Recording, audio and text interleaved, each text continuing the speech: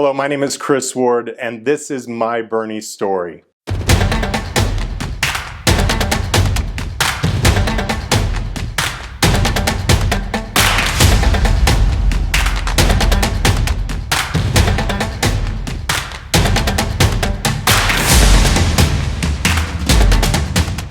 My story with Bernie Sanders actually began in 2014 when I heard they crossed over party lines and wrote groundbreaking legislation to help support veterans. See, I myself was an Army veteran. I served almost 11 years in the U.S. Army and Army National Guard.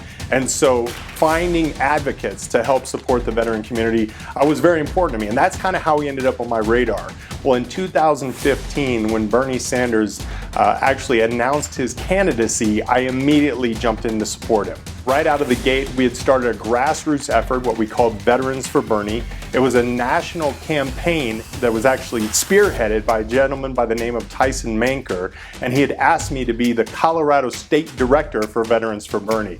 And I threw all my weight behind him. As a matter of fact, just in 2016, it was Earth Day, and he had actually called on the veterans, these Vets for Bernie, to fly out to meet with him on Earth Day in Philadelphia. As a matter of fact, we were in Gettysburg to talk with he and Tulsi Gabbard about how we as veterans can help support the campaign and what Senator Sanders is planning to do to support veterans, veterans' families, and veteran support organizations nationwide. The reason, not only does Sanders support for the veteran community, why I support Bernie Sanders, but in addition to that, I think the message of campaign finance reform.